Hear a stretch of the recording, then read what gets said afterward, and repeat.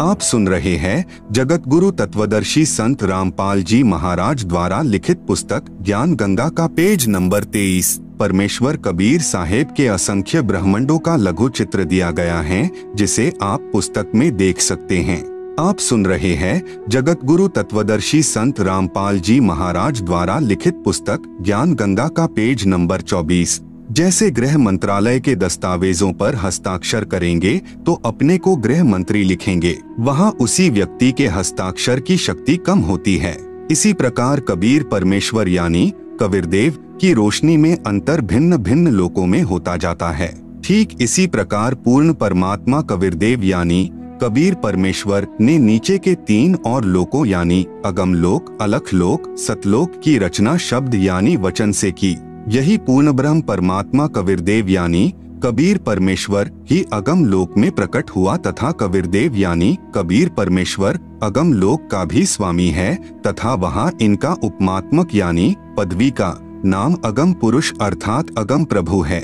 इसी अगम प्रभु का मानव सदृश शरीर बहुत तेजोमय है, जिसके एक रोम यानी शरीर के एक बाल की रोशनी खरब सूर्य की रोशनी से भी अधिक है। यह पूर्ण परमात्मा कबीरदेव यानी कबीर परमेश्वर अलख लोक में प्रकट हुआ तथा स्वयं ही अलख लोक का भी स्वामी है तथा उपमात्मक यानी पदवी का नाम अलख पुरुष भी इसी परमेश्वर का है तथा इस पूर्ण प्रभु का मानव सदृश शरीर तेजोमय स्वर ज्योति यानी स्वयं प्रकाशित है। एक रोम यानी शरीर के एक बाल की रोशनी अरब सूर्यों के प्रकाश से भी ज्यादा है। यही पूर्ण प्रभु सतलोक में प्रकट हुआ तथा सतलोक का भी अधिपति यही है, इसलिए इसी का उपमात्मक यानी पदवी का नाम सतपुरुष यानी अविनाशी प्रभु है। इसी का नाम अकाल मूर्ति, शब्द स्वरूपी राम, पूर्ण ब्रह्म, परम अक्षर ब्रह्म आदि हैं। इसी सतपुरुष कबीरदेव यानी कबीर प्रभु का मानव सदृश शरीर तेजोमय है, जिसके एक रोम यानी शरीर के बाल का प्रकाश करोड़ सूर्यों तथा इतने ही चंद्रमाओं के प्रकाश से भी अधिक है। इस कबीरदेव यानी कबीर प्रभु ने सतपुरुष रूप में प्रकट होकर सतलोक में विराजमान होकर प्रथम सतलोक में अन्य रचना की। एक शब्द यानी वचन से 16 द्वीपों की रचना की, फिर 16 शब्दों से 16 पुत्रों की उत्पत्ति की। एक मानसरोवर की रचना की जिसमें अमृत भरा। 16 पुत्रों के नाम हैं नंबर 1 कूर्म, नंबर 2 ज्ञानी, नंबर 3 विवेक, नंबर 4 तेज, नंबर 5 सहज, नंबर 6 संतोष, नंबर 7 सुरती, नंबर 8 आनंद, नंबर 9 क्षमा, नंबर 10 निष्काम, नंबर 11 जलरंगी, नंबर 12 अचिंत, नंबर 13 प्रेम, नंबर 14 दयाल, नंबर 15 धैर्य, नंबर 16 योग संतायन अर्थात योगजीत। सतपुरुष कबीरदेव ने अपने पुत्र अचिंत को सत्यलोक की अन्य रचना का भार सौंपा तथा शक्ति प्रदान की। अचिंत ने अक्षर पुरुष यानी परब्रह्म की शब्द से उत्पत्ति की तथा कहा कि मेरी मदद करना। अक्षर पुरुष स्नान करने मानसरोवर पर गया, वहाँ आनंद आया तथा सो गया, लंबे समय तक बाहर नहीं आया। आप सुन रहे हैं जगत गुरु तत्वदर्शी संत रामपाल जी महाराज द्वारा लिखित पुस्तक ज्ञान गंगा का पेज नंबर 25। तब अचिंत की प्रार्थना पर अक्षर पुरुष को नींद से जगाने के लिए कबीरदेव यानी कबीर परमेश्वर ने उसी मानसरोवर से कुछ अमृत जल लेकर एक अंडा बनाया तथा उस अंडे में एक आत्मा प्रवेश की तथा अंडे को मानसरोवर के अमृत जल में छोड़ा। अंडे की गड़गड़ाहट से अक्षर पुरुष की निंद्रा भंग हुई। उसने अंडे को क्रोध से देखा, जिस कारण से अंडे के 2 भाग हो गए। उसमें से ज्योति निरंजन यानी शर पुरुष निकला, जो आगे चलकर काल कहलाया। इसका वास्तविक नाम कैल है। तब सतपुरुष यानी कबीरदेव ने आकाशवाणी की कि आप दोनों बाहर आओ तथा अचिंत के द्वीप में रहो। आज्ञा पाकर अक्षर पुरुष तथा अक्षर पुरुष यानी कैल दोनों अचिंत के द्वीप में रहने लगे। बच्चों की नालायकी उन्हीं को दिखाई कि कहीं फिर प्रभुता की तरफ न बन जाए, क्योंकि समर्थ बिन कार्य सफल नहीं होता। फिर पूर्ण धनी कबीरदेव ने सर्व रचना स्वयं की। अपनी शब्द शक्ति से एक राजेश्वरी यानी राष्ट्रीय शक्ति उत्पन्न की, जिससे सर्व ब्रह्मांडों को स्थापित किया। इसी को पराशक्ति परानंदनी भी कहते हैं। पूर्ण ब्रह्म ने सर्व आत्माओं को अपने ही अंदर से अपनी वचन शक्ति से अपने मानव शरीर सदृश उत्पन्न किया। प्रत्येक हंस आत्मा का परमात्मा जैसा ही शरीर रचा, जिसका तेज 16 सूर्यों जैसा मानव सदृश ही है। परंतु परमेश्वर के शरीर के एक रोमकूप का प्रकाश करोड़ों सूर्यों से भी ज्यादा है। बहुत समय उपरांत क्षर पुरुष यानी ज्योति निरंजन ने सोचा कि हम तीनों यानी अचिंत, अक्षर पुरुष, क्षर पुरुष एक द्वीप में रह रहे हैं तथा अन्य एक द्वीप में रह रहे हैं। मैं भी साधना करके अलग द्वीप प्राप्त करूंगा। उसने ऐसा विचार करके एक पैर पर खड़ा होकर 70 युग तक तप किया। आत्माएं काल के जाल में कैसे फंसी, विशेष जब ब्रह्म यानी ज्योति निरंजन तप कर रहा था। हम सभी आत्माएं जो आज ज्योति निरंजन के 21 ब्रह्मांडों में रहते हैं, इसकी साधना पर आसक्त हो गए तथा हृदय से इसे चाहने लगे। अपने सुखदायी प्रभु सत्य पुरुष से विमुख हो गए, जिस कारण से पतिव्रता पद से गिर गए। पूर्ण प्रभु के बार बार सावधान करने पर भी हमारी आसक्ति क्षर पुरुष से नहीं हटी। यही प्रभाव आज भी काल सृष्टि में विद्यमान है। जैसे नौजवान बच्चे फिल्म स्टारों यानी अभिनेताओं तथा अभिनेत्रियों की बनावटी अदाओं तथा अपने रोजगार उद्देश्य से कर रहे भूमिका पर अति आसक्त हो जाते हैं, रोकने से नहीं रुकते। यदि कोई अभिनेता या अभिनेत्री निकटवर्ती शहर में आ जाए तो देखें उन नादान बच्चों की भीड़ केवल दर्शन करने के लिए बहुसंख्या में एकत्रित हो जाती है। लेना एक न देने दो, रोजी रोटी अभिनेता कमा रहे हैं, नौजवान बच्चे लुट रहे हैं। माता पिता कितना ही समझाएं किंतु बच्चे नहीं मानते। कहीं न कहीं, कभी न कभी लुक छिप कर जाते ही रहते हैं। पूर्ण ब्रह्म कबीरदेव यानी कबीर प्रभु ने क्षर पुरुष से पूछा कि बोलो क्या चाहते हो। उसने कहा कि पिताजी, यह स्थान मेरे लिए कम है, मुझे अलग से द्वीप प्रदान करने की कृपा करें। हक्का कबीर यानी सत कबीर ने उसे 21 ब्रह्मांड प्रदान कर दिए। कुछ समय उपरांत ज्योति निरंजन ने सोचा इसमें कुछ रचना करनी चाहिए। खाली ब्रह्मांड यानी लाट किस काम के, यह विचार कर 70 युग तप करके पूर्ण परमात्मा कबीरदेव यानी कबीर प्रभु से रचना सामग्री की याचना की। सतपुरुष ने उसे 3 गुण तथा 5 तत्व प्रदान कर दिए, जिससे ब्रह्म यानी ज्योति निरंजन ने अपने ब्रह्मांडों में कुछ रचना की। आप सुन रहे हैं जगत गुरु तत्वदर्शी संत रामपाल जी महाराज द्वारा लिखित पुस्तक ज्ञान गंगा का पेज नंबर 26। फिर सोचा कि इसमें जीव भी होने चाहिए, अकेले का दिल नहीं लगता। यह विचार करके 64 युग तक फिर तप किया। पूर्ण परमात्मा कबीर देव के पूछने पर बताया कि मुझे कुछ आत्मा दे दो, मेरा अकेले का दिल नहीं लग रहा। तब सतपुरुष कबीर अग्नि यानी कबीर परमेश्वर ने कहा कि ब्रह्म, तेरे तप के प्रतिफल में मैं तुझे और ब्रह्मांड दे सकता हूँ, परंतु मेरी आत्माओं को किसी भी जप तप साधना के फल रूप में नहीं दे सकता। हाँ, यदि कोई स्वेच्छा से तेरे साथ जाना चाहे तो वह जा सकता है। युवा कबीर यानी समर्थ कबीर के वचन सुनकर ज्योति निरंजन हमारे पास आया। हम सभी हंस आत्मा पहले से ही उस पर आसक्त थे। हम उसे चारों तरफ से घेर कर खड़े हो गए।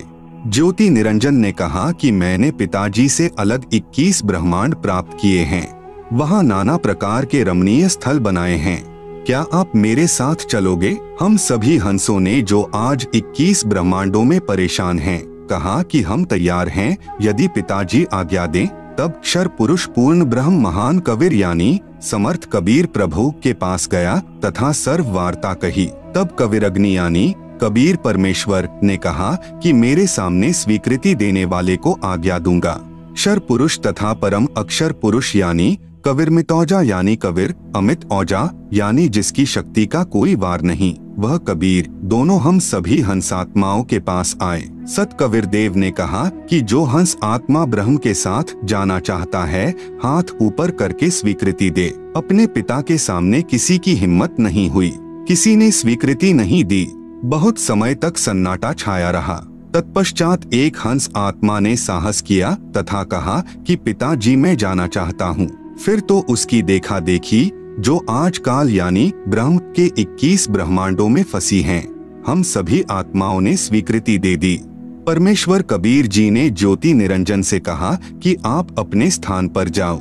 जिन्होंने तेरे साथ जाने की स्वीकृति दी है, मैं उन सर्वहंस आत्माओं को आपके पास भेज दूंगा। ज्योति निरंजन अपने 21 ब्रह्मांडों में चला गया। उस समय तक यह 21 ब्रह्मांड सतलोक में ही थे।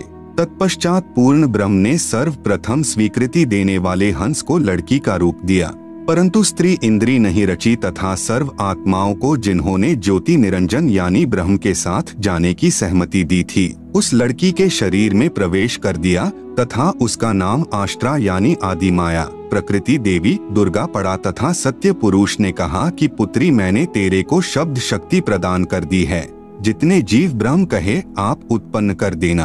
पूर्ण ब्रह्म कबीरदेव यानी कबीर साहेब अपने पुत्र सहज दास के द्वारा प्रकृति को क्षर पुरुष के पास भिजवा दिया।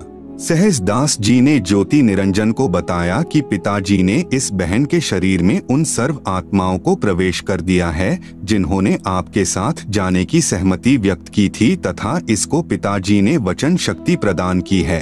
आप जितने जीव चाहोगे प्रकृति अपने शब्द से उत्पन्न कर देगी। यह कहकर सहजदास वापस अपने द्वीप में आ गया। युवा होने के कारण लड़की का रंगरूप निखरा हुआ था। ब्रह्म के अंदर विषय वासना उत्पन्न हो गई तथा प्रकृति देवी के साथ अभद्र गतिविधि प्रारंभ की।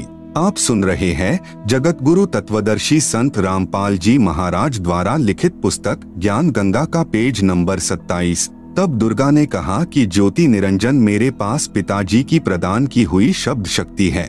आप जितने प्राणी कहोगे मैं वचन से उत्पन्न कर दूंगी। आप मैथुन परंपरा शुरू मत करो। आप भी उसी पिता के शब्द से अंडे से उत्पन्न हुए हो तथा मैं भी उसी परमपिता के वचन से ही बाद में उत्पन्न हुई हूँ। आप मेरे बड़े भाई हो, बहन भाई का यह योग महापाप का कारण बनेगा। परंतु ज्योति निरंजन ने प्रकृति देवी की एक भी प्रार्थना नहीं सुनी तथा अपनी शब्द शक्ति द्वारा नाखूनों से स्त्री इंद्री यानी भग प्रकृति को लगा दी तथा बलात्कार करने की ठानी। उसी समय दुर्गा ने अपनी इज्जत रक्षा के लिए कोई और चारा न देख सूक्ष्म रूप बनाया तथा ज्योति निरंजन के खुले मुख के द्वारा पेट में प्रवेश करके पूर्ण ब्रह्म कबीरदेव से अपनी रक्षा के लिए याचना की। उसी समय कबीरदेव यानी कबीरदेव अपने पुत्र योग संतायन अर्थात जोगजीत का रूप बनाकर वहां प्रकट हुए तथा कन्या को ब्रह्म के उदर से बाहर निकाला तथा कहा कि ज्योति निरंजन आज से तेरा नाम काल होगा, तेरे जन्म मृत्यु होते रहेंगे, इसीलिए तेरा नाम क्षर पुरुष होगा तथा 1 लाख मानव शरीरधारी प्राणियों को प्रतिदिन खाया करेगा व 1.25 लाख उत्पन्न किया करेगा। आप दोनों को 21 ब्रह्मांड सहित निष्कासित किया जाता है। इतना कहते ही 21 ब्रह्मांड विमान की तरह चल पड़े। सहज दास के द्वीप के पास से होते हुए सतलोक से 16 शंख कोस यानी 1 कोस लगभग 3 किलोमीटर का होता है की दूरी पर आकर रुक गए। विशेष विवरण अब तक 3 शक्तियों का विवरण आया है। नंबर 1 पूर्ण ब्रह्म जिसे अन्य उपमात्मक नामों से भी जाना जाता है जैसे सतपुरुष, अकाल पुरुष, शब्द स्वरूपी राम, परम अक्षर ब्रह्म पुरुष आदि। यह पूर्ण ब्रह्म असंख्य ब्रह्मांडों का स्वामी है तथा वास्तव में अविनाशी है। नंबर 2 परब्रह्म जिसे अक्षर पुरुष भी कहा जाता है। यह वास्तव में अविनाशी नहीं है। यह 7 शंख ब्रह्मांडों का स्वामी है। नंबर 3 ब्रह्म जिसे ज्योति निरंजन, काल, कैल, शर पुरुष तथा धर्मराय आदि नामों से जाना जाता है जो केवल 21 ब्रह्मांड का स्वामी है। अब आगे इसी ब्रह्म यानी काल की सृष्टि के एक ब्रह्मांड का परिचय दिया जाएगा जिसमें 3 और नाम आपके पढ़ने में आएंगे, ब्रह्मा, विष्णु तथा शिव। जगत गुरु तत्वदर्शी संत रामपाल जी महाराज द्वारा लिखित पुस्तक ज्ञान गंगा का पेज नंबर 28 पर एक ब्रह्मांड का लघु चित्र दिया गया है जिसे आप पुस्तक में देख सकते हैं।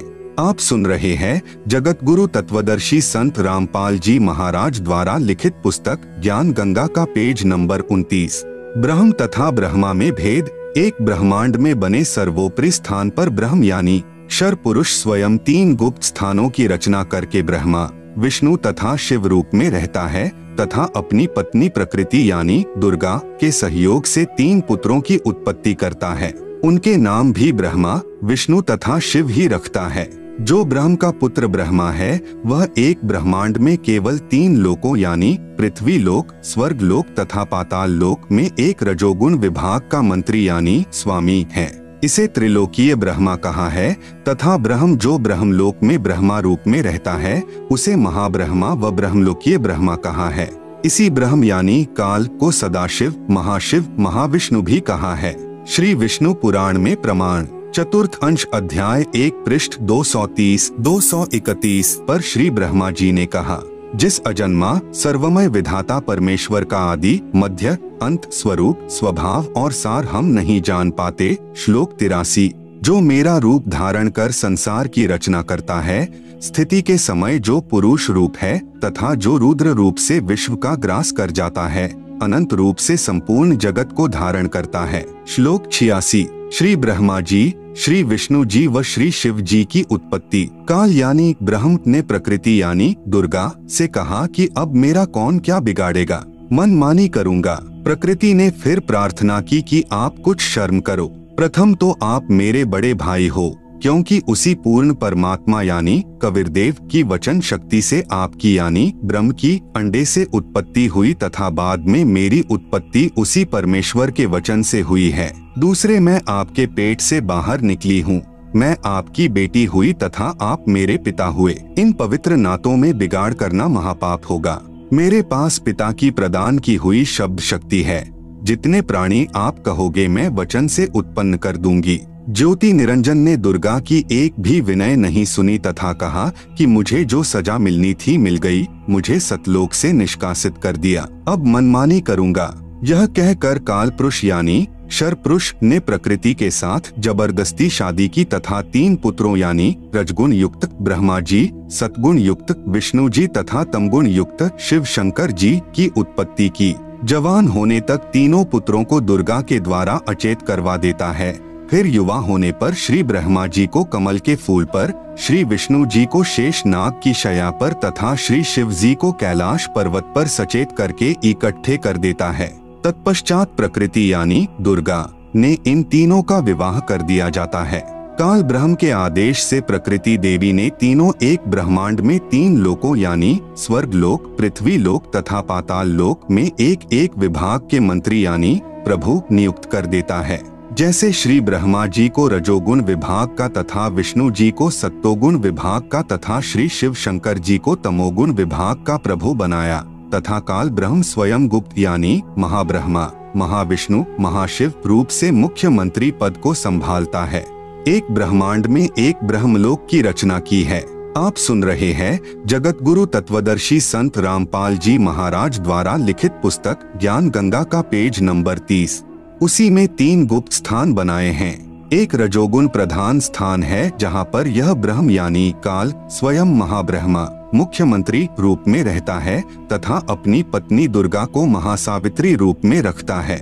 इन दोनों के संयोग से जो पुत्र इस स्थान पर उत्पन्न होता है वह स्वतः ही रजोगुणी बन जाता है। दूसरा स्थान सतोगुण प्रधान स्थान बनाया है। वहाँ पर यह क्षर पुरुष स्वयं महाविष्णु रूप बनाकर रहता है तथा अपनी पत्नी दुर्गा को महालक्ष्मी रूप में रखकर जो पुत्र उत्पन्न करता है उसका नाम विष्णु रखता है। वह बालक सतोगुण युक्त होता है तथा तीसरा इसी काल ने वहीं पर एक तमोगुण प्रधान क्षेत्र बनाया है। उसमें यह स्वयं सदाशिव रूप बनाकर रहता है तथा अपनी पत्नी दुर्गा को महापार्वती रूप में रखता है। इन दोनों के पति पत्नी व्यवहार से जो पुत्र उत्पन्न होता है उसका नाम शिव रख देते हैं तथा तमोगुण युक्त कर देते हैं। प्रमाण के लिए देखें पवित्र श्री शिव महापुराण विधवेश्वर संहिता पृष्ठ 24-26, जिसमें ब्रह्मा, विष्णु, रुद्र तथा महेश्वर से अन्य सदाशिव है तथा रुद्र संहिता अध्याय 6 तथा 7, 9 पृष्ठ नंबर 100 से 105 तथा 110 पर अनुवाद करता श्री हनुमान प्रसाद पोद्दार, गीता प्रेस गोरखपुर से प्रकाशित तथा पवित्र श्रीमद् देवी महापुराण तीसरा स्कंद अध्याय 1 से 5 पृष्ठ नंबर 114 से 123 तक, गीता प्रेस गोरखपुर से प्रकाशित। अनुवादक श्री हनुमान प्रसाद पोद्दार, चिमन लाल गोस्वामी। फिर इन्हीं को धोखे में रखकर अपने खाने के लिए जीवों की उत्पत्ति श्री ब्रह्मा जी द्वारा तथा स्थिति एक दूसरे को मोह ममता में रखकर काल जाल में रखना श्री विष्णु जी से तथा सहार, क्योंकि काल पुरुष को शापवश 1 लाख मानव शरीर धारी प्राणियों के सूक्ष्म शरीर से मैल निकालकर खाना होता है। उसके लिए 21वें ब्रह्मांड में एक तप्तशिला है जो स्वतः गर्म रहती है, उस पर गर्म करके मैल पिघला कर खाता है। जीव मरते नहीं परंतु कष्ट असहनीय होता है। फिर प्राणियों को कर्म आधार पर अन्य शरीर प्रदान करता है, श्री शिव जी द्वारा करवाता है। जैसे किसी मकान में 3 कमरे बने हों, एक कमरे में अश्लील चित्र लगे हों, उस कमरे में जाते ही मन में वैसे ही मलिन विचार उत्पन्न हो जाते हैं। दूसरे कमरे में साधु संतों भक्तों के चित्र लगे हों तो मन में अच्छे विचार प्रभु का चिंतन ही बना रहता है। तीसरे कमरे में देश भक्तों व शहीदों के चित्र लगे हों तो मन में वैसे ही जोशीले विचार उत्पन्न हो जाते हैं। ठीक इसी प्रकार ब्रह्म यानी काल ने अपनी सूझबूझ से उपरोक्त तीनों गुण प्रधान स्थानों की रचना की हुई है। तीनों गुण क्या हैं? प्रमाण सहित तीनों गुण रजगुण ब्रह्मा जी, सतगुण विष्णु जी, तमगुण शिव जी हैं। ब्रह्म यानी काल तथा प्रकृति यानी दुर्गा से उत्पन्न हुए हैं तथा तीनों नाशवान हैं। प्रमाण गीता प्रेस गोरखपुर से प्रकाशित श्री शिव महापुराण जिसके संपादक हैं श्री हनुमान प्रसाद पोद्दार, पृष्ठ संख्या 24 से 26 विधवेश्वर संहिता तथा पृष्ठ 110 अध्याय 9 रुद्र संहिता। इस प्रकार ब्रह्मा विष्णु तथा शिव तीनों देवताओं में गुण हैं, परंतु शिव यानी ब्रह्म काल गुणातीत कहा गया है। आप सुन रहे हैं जगत गुरु तत्वदर्शी संत रामपाल जी महाराज द्वारा लिखित पुस्तक ज्ञान गंगा का पेज नंबर 31। दूसरा प्रमाण गीता प्रेस गोरखपुर से प्रकाशित श्रीमद् देवी भागवत पुराण जिसके संपादक हैं श्री हनुमान प्रसाद पोद्दार, चिमन लाल गोस्वामी। तीसरा स्कंद अध्याय 5 पृष्ठ 123। भगवान विष्णु ने दुर्गा की स्तुति की, कहा कि मैं यानी विष्णु ब्रह्मा तथा शंकर तुम्हारी कृपा से विद्यमान हैं। हमारा तो आविर्भाव यानी जन्म तथा तिरोभाव यानी मृत्यु होती है। हम नित्य यानी अविनाशी नहीं हैं। तुम ही नित्य हो, जगत जननी हो, प्रकृति और सनातनी देवी हो। भगवान शंकर ने कहा, यदि भगवान ब्रह्मा तथा भगवान विष्णु तुम ही से उत्पन्न हुए हैं तो उनके बाद उत्पन्न होने वाला मैं तमोगुणी लीला करने वाला शंकर क्या तुम्हारी संतान नहीं हुआ? अर्थात मुझे भी उत्पन्न करने वाली तुम ही हो। इस संसार की सृष्टि स्थिति संहार में तुम्हारे गुण सदा सर्वदा हैं। इन्हीं तीनों गुणों से उत्पन्न हम ब्रह्मा विष्णु तथा शंकर नियमानुसार कार्य में तत्पर रहते हैं। उपरोक्त यह विवरण केवल हिंदी में अनुवादित श्री देवी महापुराण से है, जिसमें कुछ तथ्यों को छुपाया गया है। इसलिए यही प्रमाण देखें श्रीमद्देवी भागवत महापुराण सभाष्टिकम संहात्यम, खेमराज श्री कृष्णदास प्रकाशन मुंबई। इसमें संस्कृत सहित हिंदी अनुवाद किया है। तीसरा स्कंद अध्याय 4 पृष्ठ 10 श्लोक 42। ब्रह्मा अहम ईश्वरः फिलते प्रभावात् सर्वे वयम जनियुता न यदा तु नित्याः के अन्ये सुराः शतमख प्रमुखाः च नित्या नित्या त्वमेव जननी प्रकृतिः पुराणा। हिंदी अनुवाद हे मात ब्रह्मा मैं तथा शिव तुम्हारे ही प्रभाव से जन्मवान हैं, नित्य नहीं हैं, अर्थात हम अविनाशी नहीं हैं। फिर अन्य इंद्रादि दूसरे देवता किस प्रकार नित्य हो सकते हैं? तुम ही अविनाशी हो, प्रकृति तथा सनातनी देवी हो। पृष्ठ 11-12 अध्याय 5 श्लोक 8। यदि दयार्ग्रमना न सदाम्बिके कथमेहम विहितः च तमोगुणः कमलजश्च रजोगुण संभवः सुविहितः किमु सत्वगुणो हरियः। अनुवाद भगवान शंकर बोले कि मात यदि हमारे ऊपर आप दयायुक्त हो तो मुझे तमोगुण क्यों बनाया, कमल से उत्पन्न ब्रह्मा को रजोगुण किस लिए बनाया तथा विष्णु को सतगुण क्यों बनाया, अर्थात जीवों के जन्म मृत्यु रूपी दुष्कर्म में क्यों लगाया। श्लोक 12।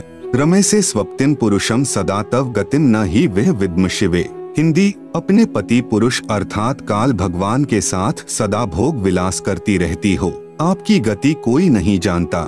निष्कर्ष उपरोक्त प्रमाणों से प्रमाणित हुआ कि रजगुण ब्रह्मा, सतगुण विष्णु तथा तमगुण शिव है, ये तीनों नाशवान है।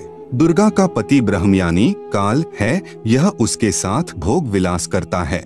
यह भी सिद्ध हुआ कि दुर्गा तथा ब्रह्म यानी काल भी साकार हैं। ब्रह्म यानी काल की अव्यक्त रहने की प्रतिज्ञा। सूक्ष्म वेद से शेष सृष्टि रचना। तीनों पुत्रों की उत्पत्ति के पश्चात ब्रह्म ने अपनी पत्नी दुर्गा यानी प्रकृति से कहा, मैं प्रतिज्ञा करता हूँ कि भविष्य में मैं किसी को अपने वास्तविक रूप में दर्शन नहीं दूंगा। आप सुन रहे हैं जगत गुरु तत्वदर्शी संत रामपाल जी महाराज द्वारा लिखित पुस्तक ज्ञान गंगा का पेज नंबर 32। जिस कारण से मैं अव्यक्त माना जाऊंगा। दुर्गा से कहा कि आप मेरा भेद किसी को मत देना, मैं गुप्त रहूंगा। दुर्गा ने पूछा कि क्या आप अपने पुत्रों को भी दर्शन नहीं दोगे? ब्रह्म ने कहा, मैं अपने पुत्रों को तथा अन्य को किसी भी साधना से दर्शन नहीं दूंगा, यह मेरा अटल नियम रहेगा। दुर्गा ने कहा, यह तो आपका उत्तम नियम नहीं है जो आप अपनी संतान से भी छुपे रहोगे। तब काल ने कहा, दुर्गा मेरी विवशता है, मुझे 1,00,000 मानव शरीरधारी प्राणियों का आहार करने का श्राप लगा है। यदि मेरे पुत्रों यानी ब्रह्मा, विष्णु, महेश को पता लग गया तो ये उत्पत्ति, स्थिति तथा संहार का कार्य नहीं करेंगे, इसलिए यह मेरा अनुत्तम नियम सदा रहेगा। जब ये तीनों कुछ बड़े हो जाएं तो इन्हें अचेत कर देना, मेरे विषय में नहीं बताना, नहीं तो मैं तुझे भी दंड दूंगा। दुर्गा इस डर के मारे वास्तविकता नहीं बताती। प्रमाण, इसीलिए गीता अध्याय 7 श्लोक 24 में कहा है कि यह बुद्धिहीन जन समुदाय मेरे अनुत्तम नियम से अपरिचित हैं कि मैं कभी भी किसी के सामने प्रकट नहीं होता, अपनी योग माया से छुपा रहता हूँ, इसलिए मुझ अव्यक्त को मनुष्य रूप में आया हुआ अर्थात कृष्ण मानते हैं।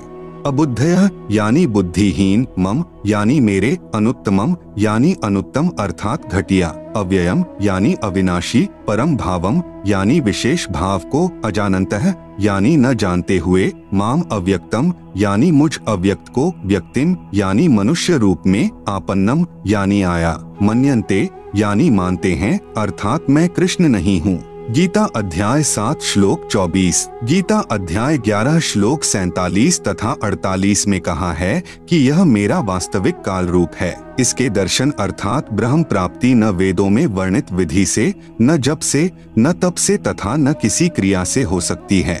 जब तीनों बच्चे युवा हो गए तब माता भवानी यानी प्रकृति अष्टंगी ने कहा कि तुम सागर मंथन करो। प्रथम बार सागर मंथन किया तो ज्योति निरंजन ने अपने श्वासों द्वारा 4 वेद उत्पन्न किए। उनको गुप्त वाणी द्वारा आज्ञा दी कि सागर में निवास करो। 4 वेद निकले, वह ब्रह्मा ने लिए। वस्तु लेकर तीनों बच्चे माता के पास आए, तब माता ने कहा कि 4 वेदों को ब्रह्मा रखे व पढ़े। नोट, वास्तव में पूर्ण ब्रह्म ने ब्रह्म अर्थात काल को 5 वेद प्रदान किए थे, लेकिन ब्रह्म ने केवल 4 वेदों को प्रकट किया, 5वां वेद छुपा दिया, जो पूर्ण परमात्मा ने स्वयं प्रकट होकर कबीरगिरभी अर्थात कबीरवाणी यानी कबीर वाणी द्वारा लोकोक्तियों व दोहों के माध्यम से प्रकट किया है। दूसरी बार सागर मंथन किया तो 3 कन्याएं मिली। माता ने तीनों को बांट दिया। प्रकृति यानी दुर्गा ने अपने ही अन्य 3 रूप यानी सावित्री, लक्ष्मी तथा पार्वती धारण किए तथा समुद्र में छुपा दी। सागर मंथन के समय बाहर आ गई। वही प्रकृति 3 रूप हुई तथा भगवान ब्रह्मा को सावित्री, भगवान विष्णु को लक्ष्मी, भगवान शंकर को पार्वती पत्नी रूप में दी। तीनों ने भोग विलास किया। सुर तथा असुर दोनों पैदा हुए।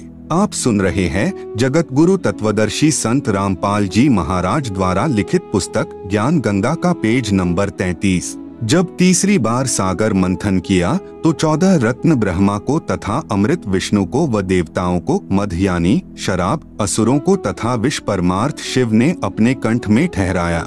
यह तो बहुत बाद की बात है।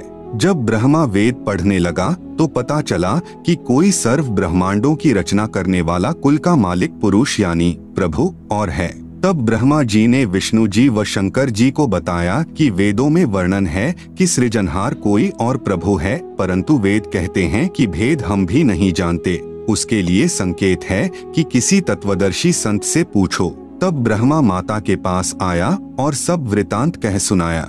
माता कहा करती थी कि मेरे अतिरिक्त और कोई नहीं है, मैं ही करता हूँ, मैं ही सर्वशक्तिमान हूँ। परंतु ब्रह्मा ने कहा कि वेद ईश्वर कृत हैं, यह झूठ नहीं हो सकते। दुर्गा ने कहा कि तेरा पिता तुझे दर्शन नहीं देगा, उसने प्रतिज्ञा की हुई है। तब ब्रह्मा ने कहा, माता जी अब आपकी बात पर अविश्वास हो गया है, मैं उस पुरुष यानी प्रभु का पता लगाकर ही रहूंगा। दुर्गा ने कहा कि यदि वह तुझे दर्शन नहीं देगा तो तुम क्या करोगे? ब्रह्मा ने कहा कि मैं आपको शक्ल नहीं दिखाऊंगा। दूसरी तरफ ज्योति निरंजन ने कसम खाई है कि मैं अव्यक्त रहूंगा, किसी को दर्शन नहीं दूंगा, अर्थात 21 ब्रह्मांड में कभी भी अपने वास्तविक काल रूप में आकार में नहीं आऊंगा। गीता अध्याय नंबर 7 का श्लोक नंबर 24।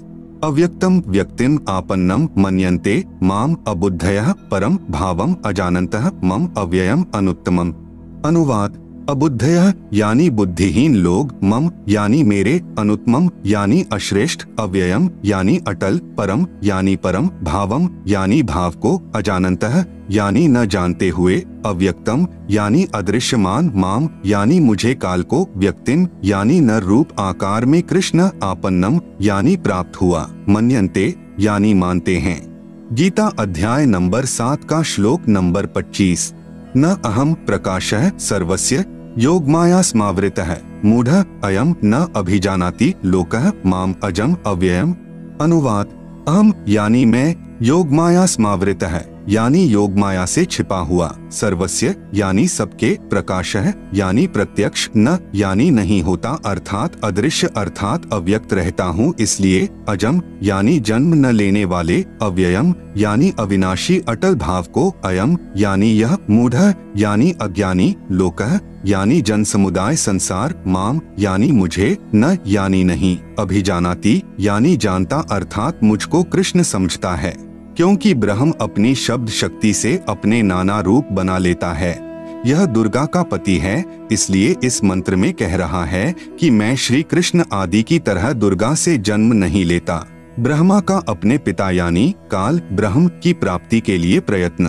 तब दुर्गा ने ब्रह्मा जी से कहा कि अलख निरंजन तुम्हारा पिता है, परंतु वह तुम्हें दर्शन नहीं देगा। ब्रह्मा ने कहा कि मैं दर्शन करके ही लौटूंगा। माता ने पूछा कि यदि तुझे दर्शन नहीं हुए तो क्या करेगा?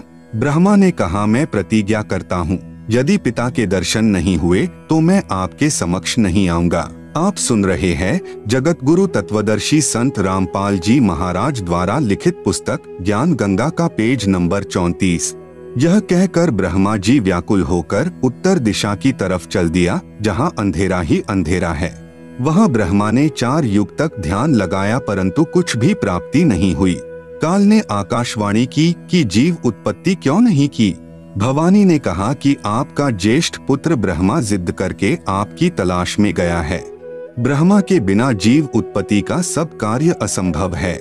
ब्रह्म यानी काल ने कहा उसे वापस बुला लो, मैं उसे दर्शन नहीं दूंगा। तब दुर्गा यानी प्रकृति ने अपनी शब्द शक्ति से गायत्री नाम की लड़की उत्पन्न की तथा उसे ब्रह्मा को लौटा लाने को कहा। गायत्री ब्रह्मा जी के पास गई परंतु ब्रह्मा जी समाधि लगाए हुए थे, उन्हें कोई आभास ही नहीं था कि कोई आया है। तब आदि कुमारी यानी प्रकृति ने गायत्री को ध्यान द्वारा बताया कि इसके चरण स्पर्श कर। तब गायत्री ने ऐसा ही किया। ब्रह्मा जी का ध्यान भंग हुआ तो क्रोधवश बोले कि कौन पापिन है जिसने मेरा ध्यान भंग किया है, मैं तुझे श्राप दूंगा। गायत्री कहने लगी कि मेरा दोष नहीं है, पहले मेरी बात सुनो तब श्राप देना।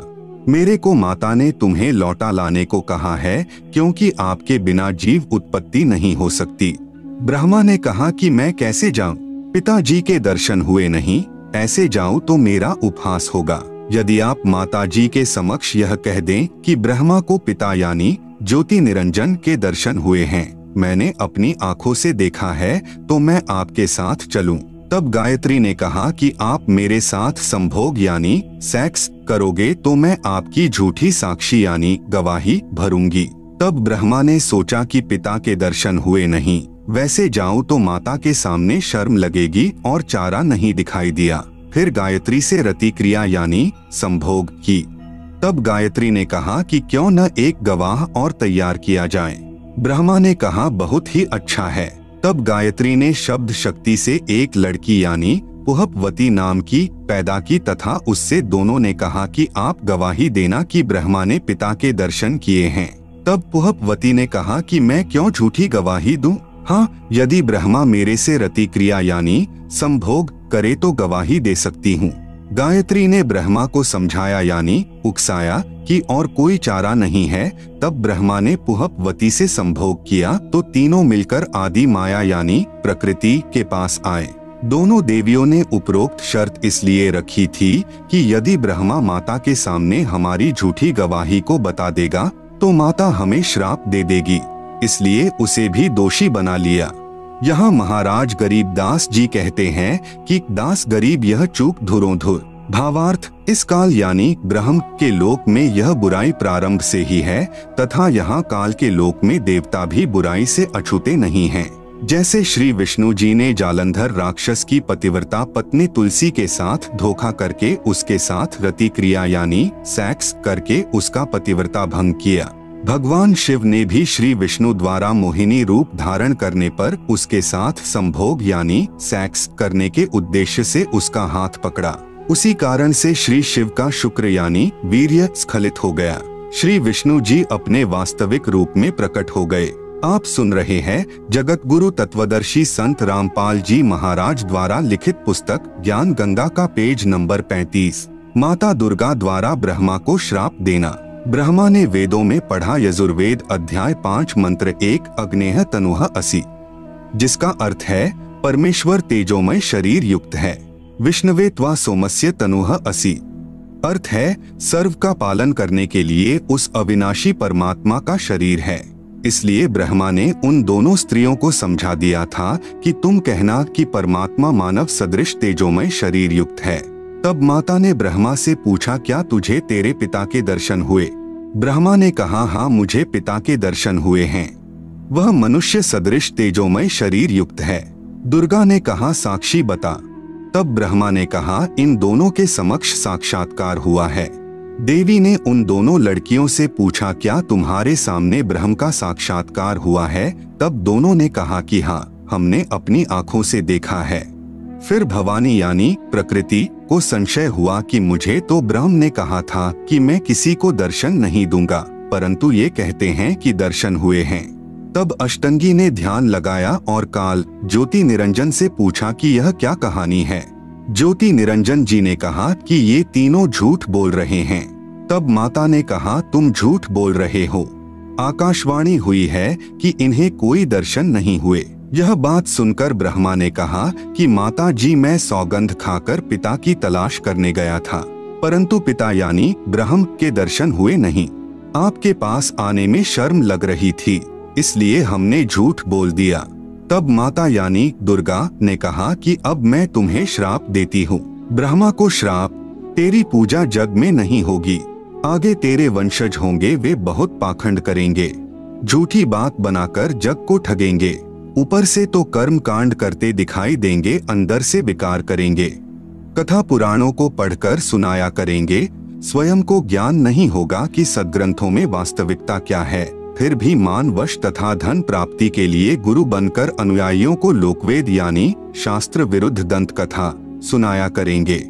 देवी देवों की पूजा करके तथा करवा के दूसरों की निंदा करके कष्ट पर कष्ट उठाएंगे। जो उनके अनुयायी होंगे उनको परमार्थ नहीं बताएंगे, दक्षिणा के लिए जगत को गुमराह करते रहेंगे। अपने आप को सबसे श्रेष्ठ मानेंगे, दूसरों को नीचा समझेंगे। जब माता के मुख से यह सुना तो ब्रह्मा मूर्छित होकर जमीन पर गिर गया। बहुत समय उपरांत होश में आया। गायत्री को श्राप, तेरे कई सांड पति होंगे, तू मृतलोक में गाय बनेगी।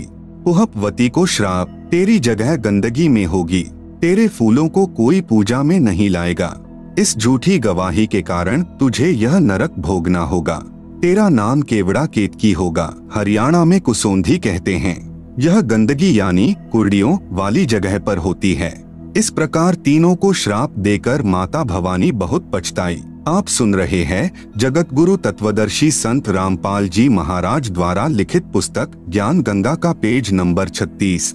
इस प्रकार पहले तो जीव बिना सोचे मन यानी काल निरंजन के प्रभाव से गलत कार्य कर देता है, परंतु जब आत्मा यानी सत्पुरुष अंश के प्रभाव से उसे ज्ञान होता है तो पीछे पछताना पड़ता है। जिस प्रकार माता पिता अपने बच्चों को छोटी सी गलती के कारण ताड़ते हैं क्रोधवश होकर, परंतु बाद में बहुत पछताते हैं, यही प्रक्रिया मन यानी काल निरंजन के प्रभाव से सर्व जीवों में क्रियावान हो रही है। हाँ, यहाँ एक बात विशेष है कि निरंजन यानी काल ब्रह्म ने भी अपना कानून बना रखा है कि यदि कोई जीव किसी दुर्बल जीव को सताएगा तो उसे उसका बदला देना पड़ेगा।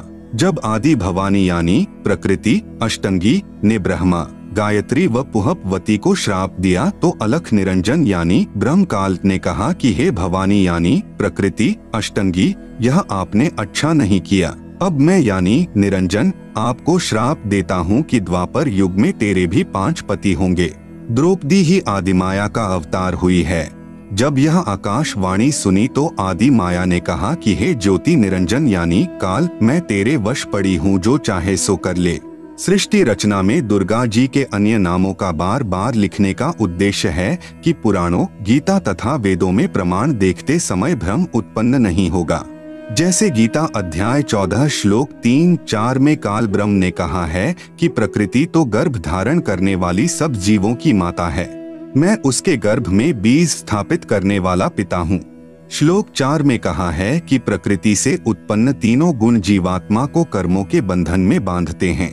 इस प्रकरण में प्रकृति तो दुर्गा है तथा तीनों गुण तीनों देवता रजगुण ब्रह्मा, सतगुण विष्णु तथा तमगुण शिव के सांकेतिक नाम हैं। विष्णु का अपने पिता यानी काल ब्रह्म की प्राप्ति के लिए प्रस्थान व माता का आशीर्वाद पाना। इसके बाद विष्णु से प्रकृति ने कहा कि पुत्र तू भी अपने पिता का पता लगा ले। तब विष्णु अपने पिताजी काल यानी ब्रह्म का पता करते करते पाताल लोक में चले गए, जहाँ शेषनाग था। उसने विष्णु को अपनी सीमा में प्रविष्ट होते देखकर क्रोधित होकर जहर भरा फुंकारा मारा। उसके विष के प्रभाव से विष्णु जी का रंग सांवला हो गया, जैसे स्प्रे पेंट हो जाता है। तब विष्णु ने चाहा कि इस नाग को मजा चखाना चाहिए। तब ज्योति निरंजन यानी काल ने देखा कि अब विष्णु को शांत करना चाहिए। तब आकाशवाणी हुई कि विष्णु अब तू अपनी माता जी के पास जा और सत्य सत्य सारा विवरण बता देना तथा जो कष्ट आपको शेषनाग से हुआ है इसका प्रतिशोध द्वापर युग में लेना। द्वापर युग में आप यानी विष्णु तो कृष्ण अवतार धारण करोगे और कालीदह में कालिंद्री नामक नाग शेष नाग का अवतार होगा। ऊंच होई के नीच सतावे ताकर ओएल यानी बदला मोही सो पावे, जो जीव देई पीर पुनि काहू हम पुनि ओएल दिवावे ताहू। तब विष्णु जी माता जी के पास आए तथा सत्य सत्य कह दिया कि मुझे पिता के दर्शन नहीं हुए। आप सुन रहे हैं जगत गुरु तत्वदर्शी संत रामपाल जी महाराज द्वारा लिखित पुस्तक ज्ञान गंगा का पेज नंबर 37। इस बात से माता यानी प्रकृति बहुत प्रसन्न हुई और कहा कि पुत्र तू सत्यवादी है। अब मैं अपनी शक्ति से तेरे पिता से मिलाती हूँ तथा तेरे मन का संशय खत्म करती हूँ। कबीर देख पुत्र तो ही पिता भीटाऊ, तोरे मन का धोखा मिटाऊ। मन स्वरूप करता कह जानो, मनते दूजा और न मानो। स्वर्ग पाताल दौर मन केरा, मन अस्थिर मन अह अनेरा। निरंकार मन ही को कहिए, मन की आस निश दिन रहिए। देखूं पलटी शून्य मह ज्योति, जहाँ पर झिलमिल झालर होती। इस प्रकार माता यानी अष्टंगी प्रकृति ने विष्णु से कहा कि मन ही जग का करता है, यही ज्योति निरंजन है। ध्यान में जो 1000 ज्योतियां नजर आती हैं, वही उसका रूप है। जो शंख घंटा आदि का बाजा सुना, यह महास्वर्ग में निरंजन का ही बज रहा है। तब माता यानी अष्टंगी प्रकृति ने कहा कि हे पुत्र, तुम सब देवों के सरताज हो और तेरी हर कामना व कार्य मैं पूर्ण करूंगी। तेरी पूजा सर्व जग में होगी। आपने मुझे सच सच बताया है। काल के 21 ब्रह्मांडों के प्राणियों की विशेष आदत है कि अपनी व्यर्थ महिमा बनाता है। जैसे दुर्गा जी श्री विष्णु जी को कह रही है कि तेरी पूजा जग में होगी, मैंने तुझे तेरे पिता के दर्शन करा दिए। दुर्गा ने केवल प्रकाश दिखाकर श्री विष्णु जी को बहका दिया। श्री विष्णु जी भी प्रभु की यही स्थिति अपने अनुयायियों को समझाने लगे कि परमात्मा का केवल प्रकाश दिखाई देता है, परमात्मा निराकार है। इसके बाद आदि भवानी रुद्र यानी महेश जी के पास गई तथा कहा कि महेश तू भी कर ले अपने पिता की खोज। तेरे दोनों भाइयों को तो तुम्हारे पिता के दर्शन नहीं हुए, उनको जो देना था वह प्रदान कर दिया है, अब आप मांगो जो मांगना है। तब महेश ने कहा कि हे जननी, मेरे दोनों बड़े भाइयों को पिता के दर्शन नहीं हुए, फिर प्रयत्न करना व्यर्थ है। कृपा मुझे ऐसा वर दो कि मैं अमर यानी मृत्युंजय हो जाऊं। तब माता ने कहा कि यह मैं नहीं कर सकती, हाँ युक्ति बता सकती हूँ जिससे तेरी आयु सबसे लंबी बनी रहेगी। विधि योग समाधि है, इसलिए महादेव जी ज्यादातर समाधि में ही रहते हैं। इस प्रकार माता यानी अष्टंगी प्रकृति ने तीनों पुत्रों को विभाग बांट दिए। भगवान ब्रह्मा जी को काल लोक में 184 के चोले यानी शरीर रचने यानी बनाने का अर्थात रजोगुण प्रभावित करके संतान उत्पत्ति के लिए विवश करके जीव उत्पत्ति कराने का विभाग प्रदान किया। भगवान विष्णु जी को इन जीवों के पालन पोषण कर्मानुसार करने तथा मोह ममता उत्पन्न करके स्थिति बनाए रखने का विभाग दिया। भगवान शिव शंकर यानी महादेव को संहार करने का विभाग प्रदान किया, क्योंकि इनके पिता निरंजन को 1 लाख मानव शरीरधारी जीव प्रतिदिन खाने पड़ते हैं। यहाँ पर मन में एक प्रश्न उत्पन्न होगा कि ब्रह्मा विष्णु तथा शंकर जी से उत्पत्ति स्थिति और संहार कैसे होता है।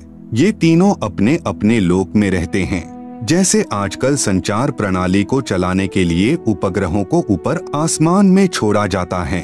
आप सुन रहे हैं जगत गुरु तत्वदर्शी संत रामपाल जी महाराज द्वारा लिखित पुस्तक ज्ञान गंगा का पेज नंबर 38 और वे नीचे पृथ्वी पर संचार प्रणाली को चलाते हैं। ठीक इसी प्रकार ये तीनों देव जहाँ भी रहते हैं, इनके शरीर से निकलने वाले सूक्ष्म गुण की तरंगे तीनों लोकों में अपने आप हर प्राणी पर प्रभाव बनाए रहती है। उपरोक्त विवरण एक ब्रह्मांड में ब्रह्म यानी काल की रचना का है। ऐसे ऐसे क्षर पुरुष यानी काल के 21 ब्रह्मांड हैं, परंतु क्षर पुरुष यानी काल स्वयं व्यक्त अर्थात वास्तविक शरीर रूप में सबके सामने नहीं आता। उसी को प्राप्त करने के लिए तीनों देवों यानी ब्रह्मा जी, विष्णु जी, शिव जी को वेदों में वर्णित विधि अनुसार भरसक साधना करने पर भी ब्रह्म यानी काल के दर्शन नहीं हुए। बाद में ऋषियों ने वेदों को पढ़ा, उसमें लिखा है कि अग्नेय तनूर असि पवित्र यजुर्वेद अध्याय 1 मंत्र 15 परमेश्वर सशरीर है तथा पवित्र यजुर्वेद अध्याय 5 मंत्र 1 में लिखा है कि अग्नेय तनूर असि विष्णवे त्वा सोमस्य तनूर असि। इस मंत्र में 2 बार वेद गवाही दे रहा है कि सर्वव्यापक सर्वपालन करता सत्पुरुष सशरीर है। पवित्र यजुर्वेद अध्याय 40 मंत्र 8 में कहा है कि कबीर मनीषी यानी जिस परमेश्वर की सर्व प्राणियों को चाह है वह कबीर अर्थात कबीर है। उसका शरीर बिना नाड़ी यानी अस्नाविरम का है। शुक्रम यानी वीर्य से बनी 5 तत्व से बनी भौतिक अकायम यानी काया रहित है।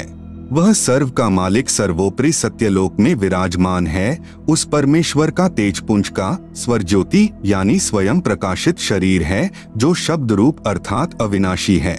वही कबीर देव यानी कबीर परमेश्वर है जो सर्व ब्रह्मांडों की रचना करने वाला विधाता यानी सर्व ब्रह्मांडों का रचनहार, स्वयंभूः यानी स्वयं प्रकट होने वाला, यथा तथ्य अर्थान यानी वास्तव में, शाश्वत यानी अविनाशी है। गीता अध्याय 15 श्लोक 17 में भी प्रमाण है। भावार्थ है कि पूर्ण ब्रह्म का शरीर का नाम कबीर यानी कबीर देव है। उस परमेश्वर का शरीर नूर तत्व से बना है। परमात्मा का शरीर अति सूक्ष्म है जो उस साधक को दिखाई देता है जिसकी दिव्य दृष्टि खुल चुकी है। इस प्रकार जीव का भी सूक्ष्म शरीर है जिसके ऊपर 5 तत्व का खोल यानी कवर अर्थात 5 तत्व की काया चढ़ी होती है जो माता पिता के संयोग से शुक्रम यानी वीर्य से बनी है। शरीर त्यागने के पश्चात भी जीव का सूक्ष्म शरीर साथ रहता है। वह शरीर उसी साधक को दिखाई देता है जिसकी दिव्य दृष्टि खुल चुकी है। इस प्रकार परमात्मा व जीव की स्थिति को समझें। वेदों में ओम नाम के स्मरण का प्रमाण है जो केवल ब्रह्म साधना है। इस उद्देश्य से ओम नाम के जाप को पूर्ण ब्रह्म का मानकर ऋषियों ने भी हजारों वर्ष हठ योग करके यानी समाधि लगाकर प्रभु प्राप्ति की चेष्टा की, परंतु प्रभु दर्शन नहीं हुए। सिद्धियां प्राप्त हो गई। उन्हीं सिद्धि रूपी खिलौनों से खेलकर ऋषि भी जन्म मृत्यु के चक्र में ही रह गए तथा अपने अनुभव के शास्त्रों में परमात्मा को निराकार लिख दिया। ब्रह्म यानी काल ने कसम खाई है कि मैं अपने वास्तविक रूप में किसी को दर्शन नहीं दूंगा, मुझे अव्यक्त जाना करेंगे। अव्यक्त का भावार्थ है कि कोई आकार में है परंतु व्यक्तिगत रूप से स्थूल रूप में दर्शन नहीं देता। जैसे आकाश में बादल छा जाने पर दिन के समय सूर्य अदृश्य हो जाता है, वह दृश्यमान नहीं है। आप सुन रहे हैं जगत गुरु तत्वदर्शी संत रामपाल जी महाराज द्वारा लिखित पुस्तक ज्ञान गंगा का पेज नंबर 39। परंतु वास्तव में बादलों के पार ज्यों का त्यों है। इस अवस्था को अव्यक्त कहते हैं। प्रमाण के लिए गीता अध्याय 7 श्लोक 24, 25, अध्याय 11 श्लोक 48 तथा 32। पवित्र गीता जी बोलने वाला ब्रह्म यानी काल श्री कृष्ण जी के शरीर में प्रेतवत प्रवेश करके कह रहा है कि अर्जुन, मैं बढ़ा हुआ काल हूँ और सर्व को खाने के लिए आया हूँ। गीता अध्याय 11 का श्लोक नंबर 32, यह मेरा वास्तविक रूप है, इसको तेरे अतिरिक्त न तो कोई पहले देख सका तथा न कोई आगे देख सकता है। अर्थात वेदों में वर्णित यज्ञ, जप, तप तथा ओम नाम आदि की विधि से मेरे इस वास्तविक स्वरूप के दर्शन नहीं हो सकते। गीता अध्याय 11 श्लोक नंबर 48, मैं कृष्ण नहीं हूँ। ये मूर्ख लोग कृष्ण रूप में मुझ अव्यक्त को व्यक्त यानी मनुष्य रूप मान रहे हैं, क्योंकि ये मेरे घटिया नियम से अपरिचित हैं कि मैं कभी वास्तविक इस काल रूप में सबके सामने नहीं आता, अपनी योग माया से छुपा रहता हूँ। गीता अध्याय 7 श्लोक नंबर 24-25, विचार करें, अपने छुपे रहने वाले विधान को स्वयं अश्रेष्ठ यानी अनुत्तम क्यों कह रहे हैं? यदि पिता अपनी संतान को भी दर्शन नहीं देता तो उसमें कोई त्रुटि है जिस कारण से छुपा है तथा सुविधाएं भी प्रदान कर रहा है। काल यानी ब्रह्म को श्रापवश 1 लाख मानव शरीरधारी प्राणियों का आहार करना पड़ता है तथा 25% प्रतिदिन जो ज्यादा उत्पन्न होते हैं उन्हें ठिकाने लगाने के लिए तथा कर्म भोग का दंड देने के लिए 84 लाख योनियों की रचना की हुई है। यदि सबके सामने बैठकर किसी की पुत्री, किसी की पत्नी, किसी के पुत्र माता पिता को खाएगा तो सर्व को ब्रह्म से घृणा हो जाए तथा जब भी कभी पूर्ण परमात्मा कविरग्नि यानी कबीर परमेश्वर स्वयं आए या अपना कोई संदेशवाहक यानी दूत भेजे तो सर्व प्राणी सत्य भक्ति करके काल के जाल से निकल जाएं। इसलिए धोखा देकर रखता है तथा पवित्र गीता अध्याय 7 श्लोक 18, 24, 25 में अपनी साधना से होने वाली मुक्ति यानी गति को भी अनुत्तमाम यानी अति अश्रेष्ठ कहा है तथा अपने विधान यानी नियम को भी अनुत्तम यानी अश्रेष्ठ कहा है।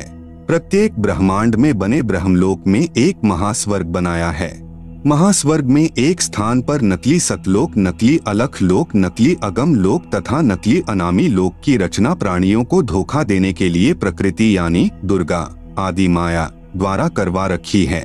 कबीर साहेब का एक शब्द है, कर नैनो दीदार महल में प्यारा है, में वाणी है कि काया भेद किया निर्वारा, यह सब रचना पिंड मंझारा है।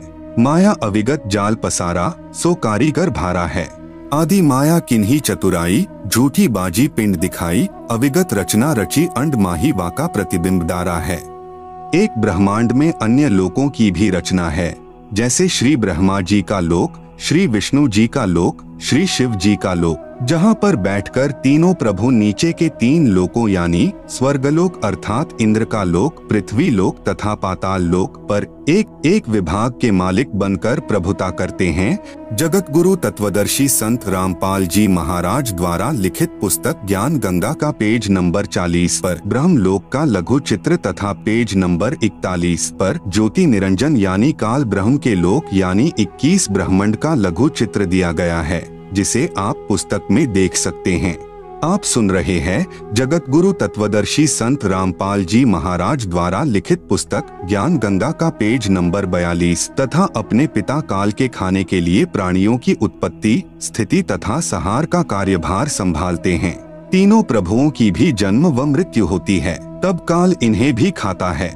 इसी ब्रह्मांड, इसे अंड भी कहते हैं क्योंकि ब्रह्मांड की बनावट अंडाकार है। इसे पिंड भी कहते हैं क्योंकि शरीर यानी पिंड में एक ब्रह्मांड की रचना कमलों में टीवी की तरह देखी जाती है। में एक मानसरोवर तथा धर्मराय यानी न्यायाधीश का भी लोक है तथा एक गुप्त स्थान पर पूर्ण परमात्मा अन्य रूप धारण करके रहता है, जैसे प्रत्येक देश का राजदूत भवन होता है। वहाँ पर कोई नहीं जा सकता।